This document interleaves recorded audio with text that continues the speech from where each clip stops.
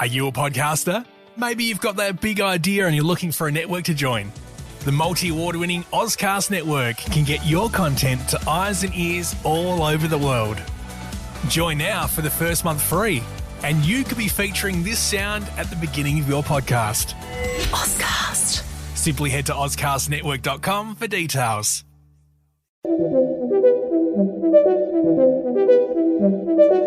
Fortunately for them, their DJ neighbour Matt Burgess couldn't sleep. This is Jared Walsh, who's doing great things in South Australia, Damo, at Nova, where he's moved. One of the leading Adelaide media identities.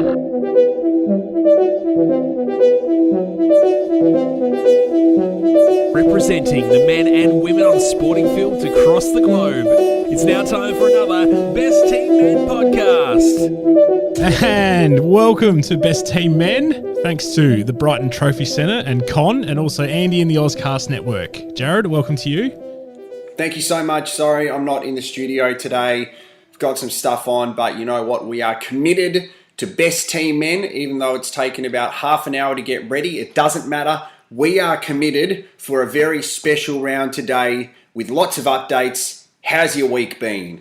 Week's been good. It's been busy trying to keep up with all the half-naked footy players getting drunk and all that sort of stuff. So my Twitter scrolling has probably hit an all-time high this week, I reckon, trying to keep up with all the news and see the suspensions. What does half-naked mean? I mean, I was thinking about this, right? So half-naked might mean if the story is accurate and Steele Sidebottom fell asleep on Daniel Wells' couch and then he got up and then was a bit disorientated, some people sleep with their shirt off. So, because the way that sometimes it's reported half naked, it's like he's got his old mate swinging from side to side in the middle of the street. And I don't think that is what would have occurred. No, I don't think so either. I reckon for a male, half naked is definitely probably top off rather than bottoms off. You ever tried to wear a t-shirt? What do you with like no when pants? you sleep? Like, do you sleep nude or do you sleep with pajamas on? No, I don't sleep with either. To be honest, I wear a big hoodie and a pair of trackies through the middle of winter. So. Yeah. Yeah. Do you wear jocks? Do you wear jocks under the trackies? Yes. Yeah, same. See, a lot of people like to kind of let it all free and just aerate and stuff, but I'm more of I wear sometimes like cool designer pajama bottoms, like Minion ones or Peppa Pig ones, and then a sports t-shirt on top. In summer, maybe it's just jocks, but I find I've tried to sleep nude once before and it's very uncomfortable. Yeah, it is uncomfortable. I very nearly bought a matching tracksuit set of KFC pants and hoodie this morning from Wish. What's Wish? You don't know what Wish is? No. Oh, it's like this. It's an online store, and basically they sell things rip off, like fake versions of things for like 97% off. So you can go and get a molten basketball for about $1.10 and stuff like that. It's great. I need to show you next time we're together. Yeah, look, we got a lot to get through in this round. We do have an update on what's going on with our local sporting team that we are getting behind because it kind of caused a little bit of a stir on Facebook during the week. We need to discuss our friend Arsenaldo because just when you think things have settled down a bit, we have some huge developments. And I was blocked by Peter Ford on Twitter. Yeah, I'm not surprised by that. And I've got a BT story for us. I've got a Brian Taylor story that I'm going to delve into, and it kind of relates to Glenn Aikman and his time in Yatla as well. So it all kind of intertwines. Yes. Yeah, this is great. We've also got a game that we've been promoting a game, Matty, that we can actually play today. It's a working title. It's either called The Game or How Many Games Do You Play? Yeah, I like that one. Let's run with that one. But while we're talking about Steele Sidebottom, let's move straight into Arsenaldo while we're on that topic. Okay, so there's been a development, Jared, a massive development. Some would call a scandal. Yes. So let's bring people up to date of where we were. So basically it all started, we'll keep it as short as possible because of our true supporters and members of this podcast. You would know that apparently we were selling t-shirts. A guy in Florida, Arsenaldo Garcia, bought a couple of them, but they weren't available because of coronavirus. We got Andy on last round to talk about it. And then, look, here's the deal. On Monday, This is the past Monday that has just gone. 11 minutes past 7 in the evening. We got a message from Andy Martin, who's the big dog at Ozcast Network. Got some content for you boys. And then Matty writes, rate that. And then Andy, it's the finisher to our mate Arsenaldo. Then Matty's done a old ha ha ha, oh boy. Now, can I read this out to you? Well, I've got Andy here. If we want Andy to great, run through. Andy. You take it from there, Andy. Okay, can you read it out for me? Yes. So, can I just say something really weird? Like, you guys can see me at the moment. I can't see Andy, but I've just realised that I'm in a room in my house and I look directly out the window and it goes into my neighbour's lounge room. So if I was to ever do anything questionable in this room, they would be able to see it. Which leads me to this question. If you were my neighbour and you saw me doing something questionable and when I was home alone in that room, how would you stop me, or would you tell me the next day, or would you go, here's some content? I'd be intrigued. It depends what you were doing, really. I'd probably let you finish. You couldn't see his face then, Jared, but I could. No, I know what his face is like. Trust me, I know. I've seen that face plenty of times before. Okay, sorry. Back to Arsenaldo. So this is what Andy sent. This is an image from what I believe is an email. A customer opened a chargeback for order #1023.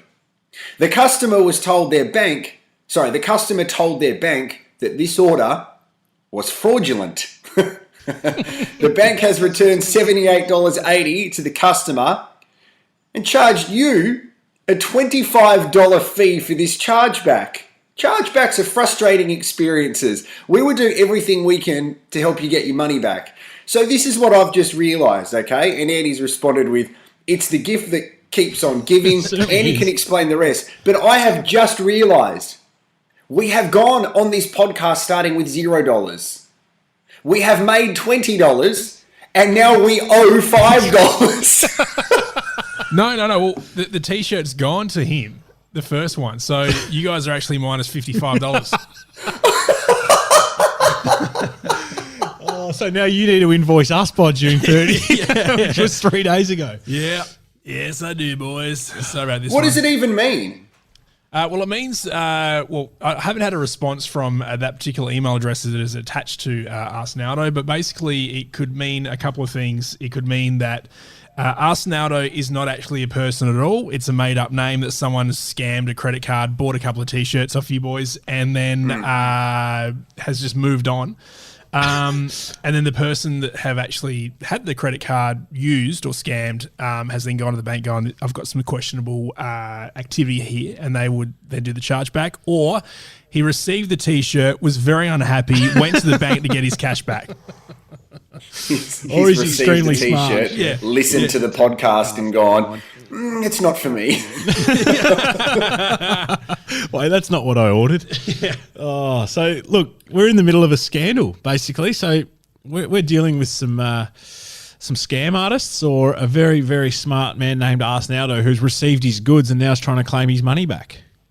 People would think that we've made this up, but what's happened is we've started off with, thankfully Andy has got in contact and said this guy wants to buy some T-shirts and has purchased them, and it's taken us on a weekly journey because we get to every round and we think, you know what, there's no more content in Arsenaldo, let's just leave it. You know, we were going to send him an email, hopefully get a response and a photo of the T-shirts, but now, after last week we were talking about what we're going to spend our cash on, now we're going to have to do like a GoFundMe page so we can raise money to pay our debt. You're going to have to sell that trophy you boys got to get the cash back.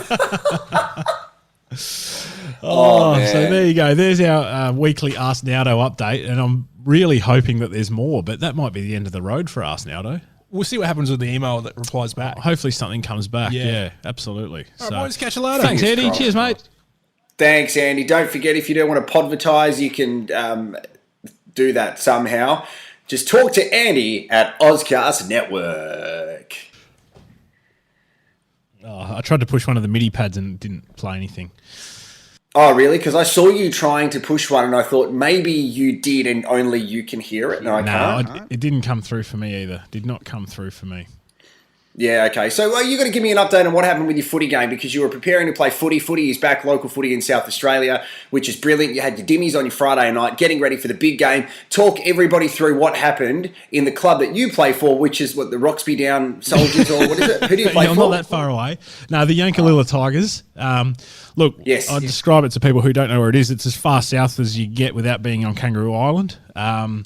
Next town over is Kangaroo Island, so it's a fair way down. But we took on the mighty Port Noarlunga Cockle Divers last Saturday, and that is their name, the Port Noarlunga Cockle Divers. Yeah, it is.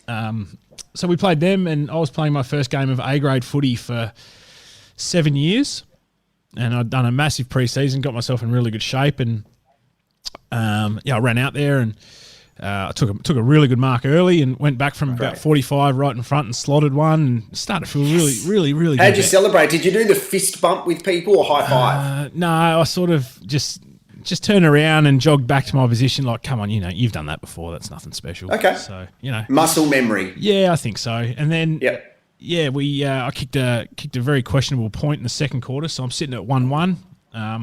Sorry, let me go back. Just before I kicked that goal, I tore my hamstring. Oh, I shouldn't laugh, but that was very well told. So I went and had a scan. We won by 16 goals too. LT? Kicked 7. Could have had 15. So did you do your hamstring in the act of kicking for goal? No, I did my hamstring in the act of going to tackle someone a minute and a half after I ran on the field. And then thought, I'm not going down like this. I'm staying on. And I pushed through it, and I was in some pain, but I pushed through it. I'm like, no, I'm not coming off. So I didn't come off, and I managed to kick a goal. It was the other leg, thank God. So it was my right hamstring on my left footer, so it didn't really affect my kicking. But it's annoying because I felt pretty good out there, and I went and got a scan I went to the doctor on Sunday, went and got a scan on Monday, and then the sports doctor, rang me up on yesterday afternoon, and said the result of your scan is you've got a 12 millimetre grade 2 hamstring tear, 6 to 8 weeks. Thanks for coming in a 9-week season. So, wow, yeah. Have you done something like that before? Well, that's the problem. I think I've done a lot of them like that, but I've never got a scan on them. So I haven't known the extent of it. So I do these little, I think they're little. I do these hamstrings, and it didn't feel like any worse than another one that I've done. And I probably think, after 2 to 3 weeks, I can't feel it. I start running, and then that's why I tear it again. So I probably haven't been giving it the time that it needs to. I mean, this isn't footy classified, mate. Just give us the quick answer to the question. Sorry, I did a hamstring. I'm out for the season. Unfortunately.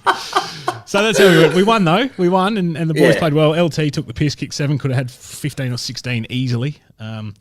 Kicked one from the car park in front of some fans. And you know what? We're playing a trial game, okay? So this game meant absolutely nothing. We're playing a team that's not even in our league. Yeah. Okay. I ran on the field, and within 30 seconds, I was copping it from their supporters in a trial game. Listeners to the podcast? No, I don't. Well, maybe. I don't know. They were calling me Mil Hannah. Oh. And if you're listening, you don't know who Mil Hannah is. He was a Carlton player through the 90s, and he was bald. Yeah, but you're not bald. No, but then I was copying Lance Whitnell because, carrying a few extra kilos. And, mate, these guys were ripping into me. And I was like, you know what? It's a trial game, guys. Settle down. Just grab a beer and relax. So Footy's back. Footy's back. I was like, I've gone through 8 months of pre-season and some COVID lockdown to be abused by some guys from Port Noarlunga. It was great. It's really weird, though, because Lance Whitnell was large, but he had red hair. Mil Hannah was small, but he was like shiny bald. If I was going to... Who would I call you if I was going to sledge you? See, I would say, geez, Barry Hall's let himself go. Oh, imagine if they saw me before Christmas. I don't know what they'd call me then. No, but that's all right, mate. It was good. I actually played a game of hockey on Monday night because I thought I missed... This sounds really weird, but one of the club legends at our club passed away a few weeks ago, and last week everybody wore black armbands and played, and I didn't because I wasn't going to play throughout the season, so I'm like, I need to play a game to wear the black armbands, and I went out there. I haven't been able to walk since Tuesday. It's a different kind of fitness, isn't it? Again, it's a different kind of fitness. Yep, there was a little bit of sledging, but I've decided I'm going to be really nice to people. So I went and fist bumped everyone before the game, even like people that I've had like run-ins with, and they're looking at me going, "What the fuck is this bloke doing?" And I'm like, "Yeah, good luck, mate. Good luck in Masters." It was weird. Anyway, we've talked too much sport here. Look, the game at the end is a little bit of a game. We need to quickly talk about what happened on the press box app. Because it seems like we're not going to delve into it all because we've made a pact that we're not going to do that. But it seems like they've developed beef with someone else now. Yeah, we've completely out of the picture. They've dropped us. They're not worried about us anymore. They're going after the big dogs. Yeah. So, it's, yeah. it was an Good interesting... luck getting James Brayshaw on the podcast. I think he's got better things to do than talk to I'm just saying, it's James Brayshaw. He's not the bloke you just ring up and say, "James, come on, just jump on for us, would you?" That's the part of it that I thought was weird. Imagine if you were James Brayshaw and you got a message on your phone from a number that's not in your phone going, "Oh, g'day, mate. We're from a podcast. We love you. We want to talk about your career." And then sneak in a little sledge to us. Yeah. I would be like, I am not writing back to that. I know Jace Kemp and I don't write back to his text messages. Okay, let's move on from that. So Peter Ford, really quickly. You know how a couple of rounds ago I told you that he called a colleague of mine and a friend of mine a bitch on Twitter. That's literally what happened, and we spoke about it, and we had a back and forth about it. Now, that was it. I left it at that, right? But this was really weird the other day. So Peter Ford jumped on Twitter and semi-defended Ryan Phelan, who allegedly has been involved in some DV stuff, right? Sports reporter. With his partner. Yeah, sports reporter, and he's not feeling too good about what's going on at the moment, Ryan. So I get this random message on Twitter last week. And what happened was Ryan Phelan used to date Samantha X. Now, she is a really popular escort over in New South Wales, apparently. I mean, I haven't investigated it too much. So they used to date, and I think they ended pretty poorly. And she came out once Ryan was arrested with everything that he has been alleged to have done. As you can see, I'm being very careful in the way I word this because even though this is a podcast, people can still do legal stuff. So I'm going to be very careful how I word this, apart from when I use facts that I have evidence to prove. So Michelle has gone back and forth with Samantha because Peter has said, you're not going to take the high road and you're going to say something here. And then he got into a back and forth with Samantha. Then Michelle got involved, blah, blah, blah. I'm watching this from the sidelines, eating Neapolitan ice cream. Which is your favourite flavour in that one, mate? You can't go past vanilla. Yeah, I agree. I like mixing it all up. I just had some of them, actually, so it's really good. So I get a random message from Peter Ford on the 24th of June, which is last week, and it says, "Mate, can you get a message to your mate Michelle Stevenson? She must stop tweeting stuff saying I'm a racist. I have tried to call, but got no reply. As you may be aware, I appear on 5AA, and I will discuss it with management there in the next few days unless I am assured she's going to stop. She can be critical of me as she likes, but what she is doing is litigious and unbecoming of a woman in her position at the network. She's free to call me or discuss it with me if there's an issue. Not sure what a hang-up is, but she needs to get a grip." Okay, I'm not her PA, first of all. No, you're not. And if he's trying to get me to contact Michelle to go, "Can you please be nice to Peter Ford? You know the guy who called you a bitch? Please be nice to him." So I stayed out of it, right? All right, it's not my business. I'm staying well away from it. And then he wrote back, "No probs. We'll speak to network execs tomorrow." Which is like, are you threatening me here? Funny you're happy to egg her on earlier. And I'm just going, bro, all I want to do is eat the sweet chili thins, sit on the couch and complete the Avengers movies. I don't want to talk to you about this. But I still responded. I defended a friend who was called a bitch. Take care, mate. Hope it all works out. Then, "She will be reminded you can't defame people." If you really are a friend, you remind her she's defaming someone. Cheers, mate. I mean, come on, man. So I left it. I didn't respond. Then an hour later, I get another message from him. Calling someone a bitch is not defamatory. If you use your Twitter account and are clearly identified as the news director of a network I am heard on, to suggest I am is a racist, is highly defamatory, and you face serious consequences for that. Have just spoken to Cordo and we will address it tomorrow with bosses. Okay, so Jeremy Cordo is the Knights announcer at 5AA. He's quite a powerful man. Anyway, he didn't know that Michelle and I were talking, and in the meantime, he had emailed Michelle threatening to do legal stuff. I'm like, bro, then he blocked me.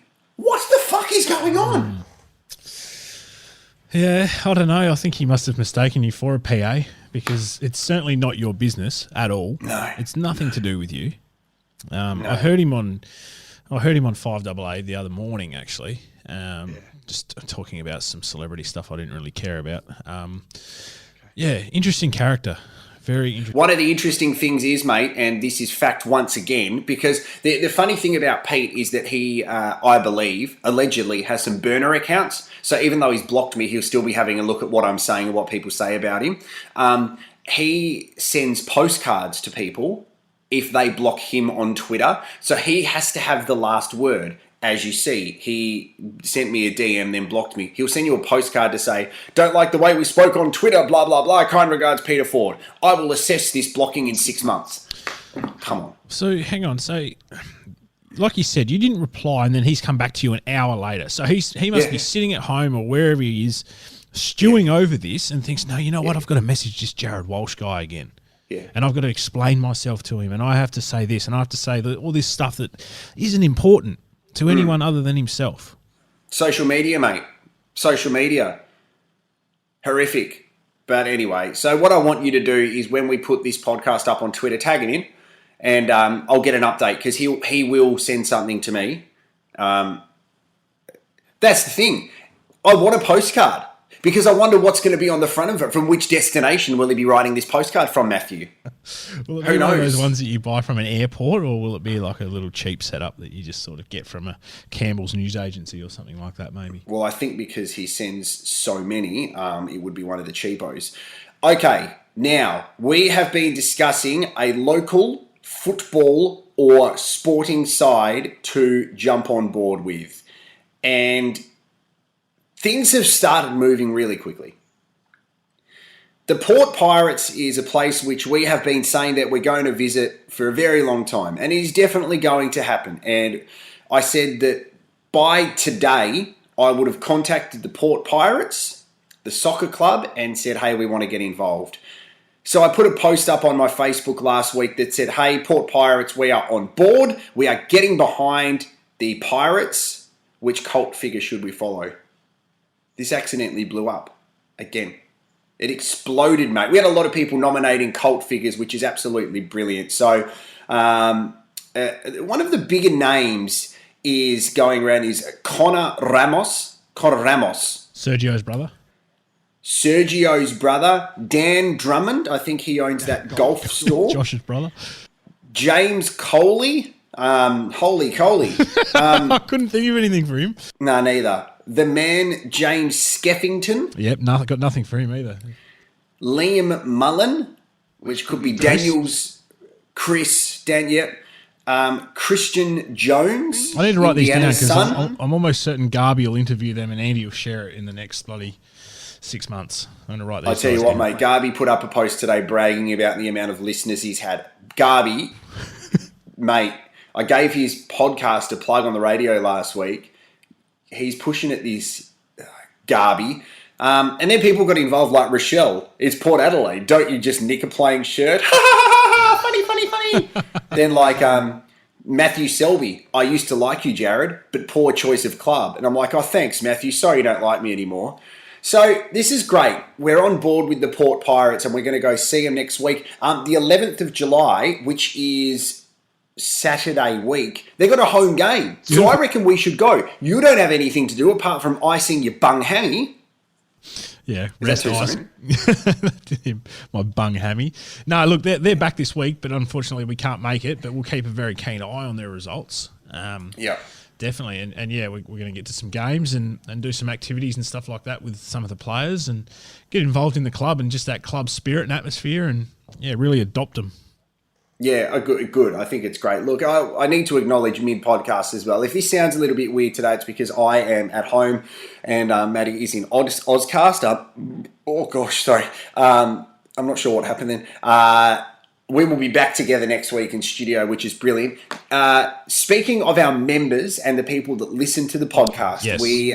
They're throwing up some suggestions of what we can do. Con got involved. He wants to help us out with putting their names on a little bit of a plaque, Yes. which is brilliant. So if you are a key listener, a member, a foundation member, a ticket holder of Best Team Men, send us what name you want put on it, the plaque, and we will organise that. But you also had a ripper idea during the week. Yeah, I think. I'm going to go back to my idea, but I reckon you and I induct a couple right now. This is. Okay. I haven't told you we're going to do this, but we're going to induct a couple to get the first spots on the plaque, pretty much. So, Okay. I'm going to nominate Glenn from Yatla. Yeah. Okay, so and that's what he's going on there as. Glenn from Yatla, and I've got a story about Glenn, and this involves another prominent Channel 7 personality. Bit of a story here. So, obviously, Glenn and I were involved with some venues.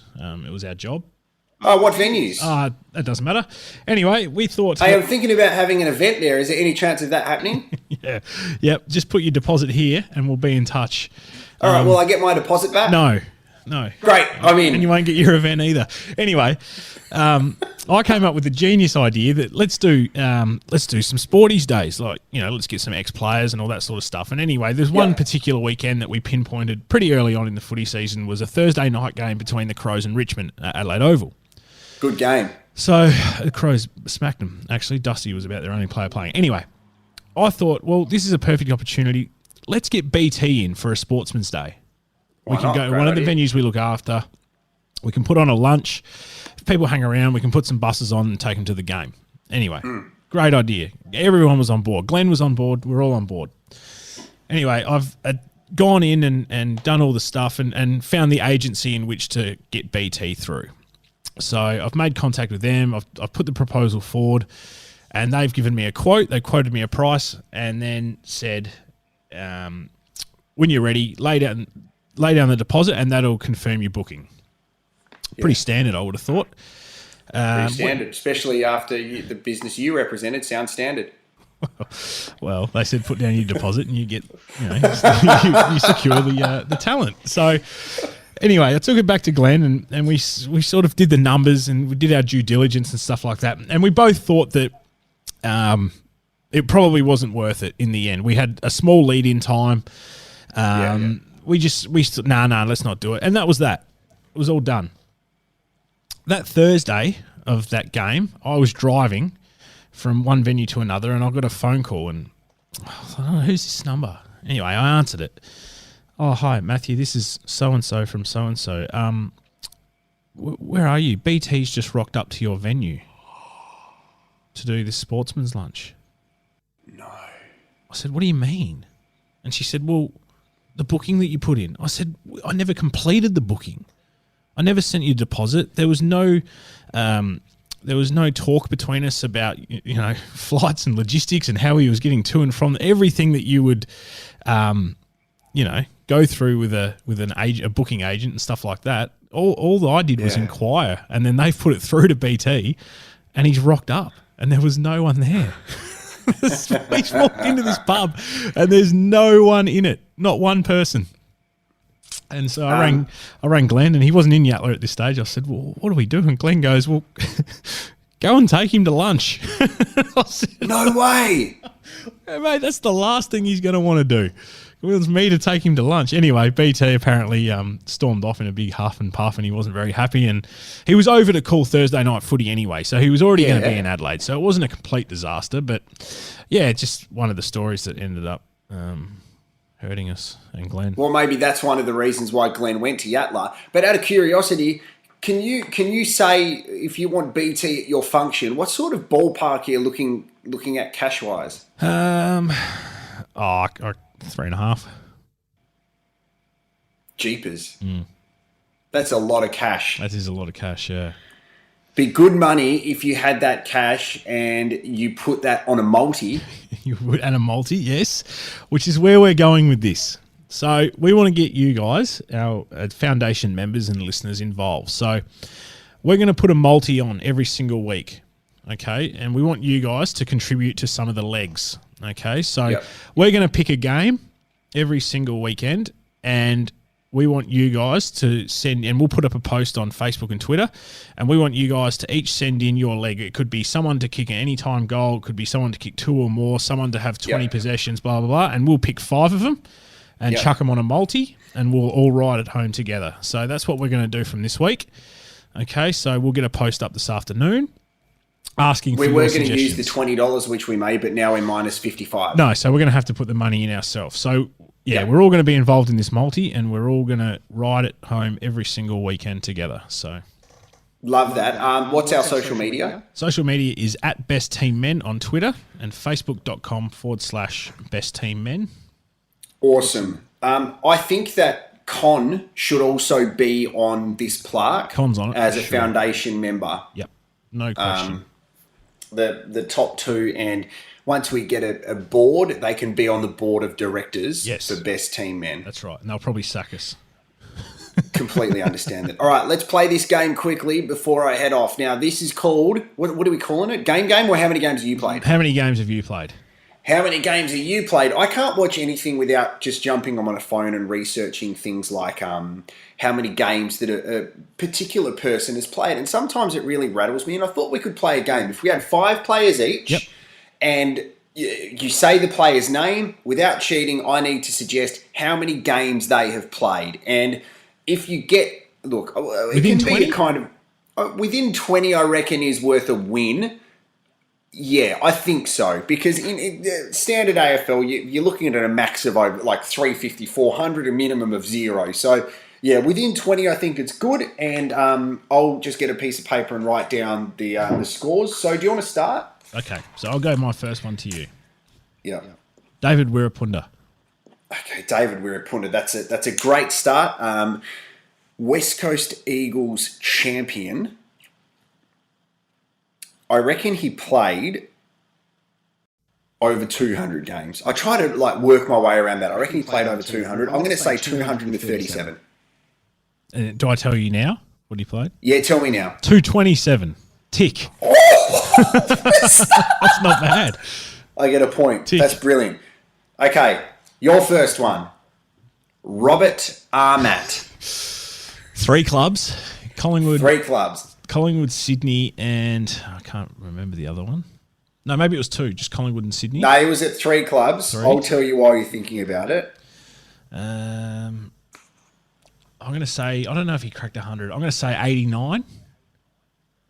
No, Collingwood and Sydney, you're correct. Sorry. 89? You're going with 89. The correct answer is 67. Oh. So no tick. Cross. No tick. Barry Hall. Barry Hall played. Ironic because you said you would have called me Barry Hall during my footy game. So he played at St Kilda, he played at Sydney, and he played at the Western Bulldogs. I reckon he again over 200. I reckon he played the majority of his footy at the Swans. Let's say 180. I'm going to say 211. 289. 289. Okay. Not bad. All right. Over to you. Fergus Watts. Adelaide and St Kilda. Yep. He didn't hit 50. 23. I'll give you a point because he played 6.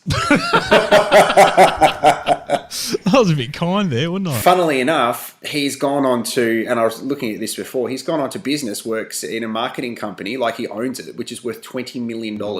So he's done the right thing. He's done the right thing by being shit at footy. Okay. There's a lot of hype for someone that played 6 games. Current Essendon player, Andrew McGrath. Oh, that's a good one. So Andrew McGrath, I reckon, has played over 50. I reckon he's played 60 games. 66. Oh! This is good because it shows that we kind of know what we're talking about, or we have good guesses. Sort of. Okay. For you, this is number 3. Nathan Jones. Nathan Jones. He'd be pushing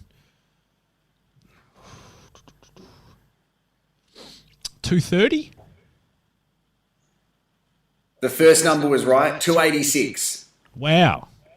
Okay. Yeah, and he can't get a game at the moment. He'd be spewing as well because he's so 14 close off. to 300. Yeah. Levi Casbolt. Levi Casbolt. Good one because he's in and out of Carlton. I'm going to say let's say he's played for 6 years and averaged about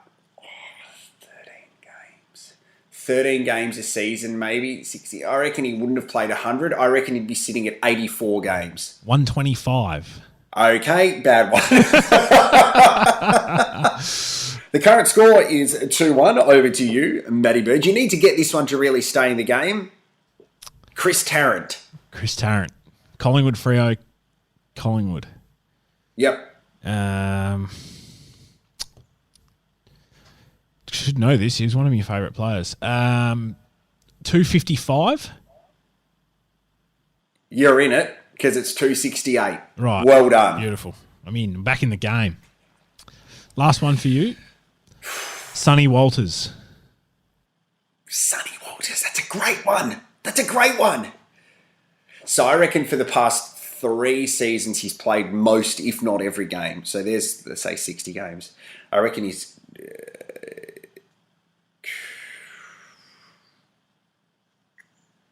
I reckon Sonny Walters has played 189. 153. Ah, shit. Okay. I could Stephen Bradbury this now. This is for the win. And I'm asking this because if you haven't seen the video of this bloke do a water toss and fall over, you have to have a look on social media. It is hilarious. Mitch Robinson. Carlton, Brisbane. I'm going to say he's about 184. You have Bradbury'd the hell out of that. 191. You are the winner. Oh, beauty. Great work, Matty. It's a good game.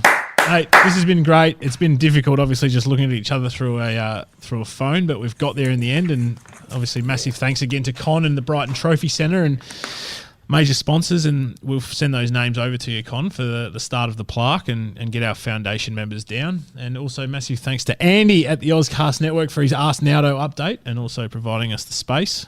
So this has been And the good. smell. And the smell. Great. It's been nice. Thank you so much. Thanks for putting up with this as well. It's been a little bit all over the shop, but at least we got something out, which is great. And we will be back in true spirit next week. And we'll be able to get some content next week at the Port Pirates, which is going to be great. Let's go there on Saturday and have beers. Yes, plenty of them. Hundreds of them. Yeah. And then let's go for a run. No. Okay. I can't. I got a bad hammy. See you, mate. Bye-bye.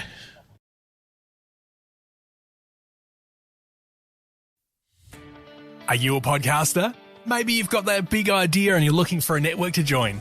The multi-award winning Ozcast Network can get your content to eyes and ears all over the world. Join now for the first month free, and you could be featuring this sound at the beginning of your podcast.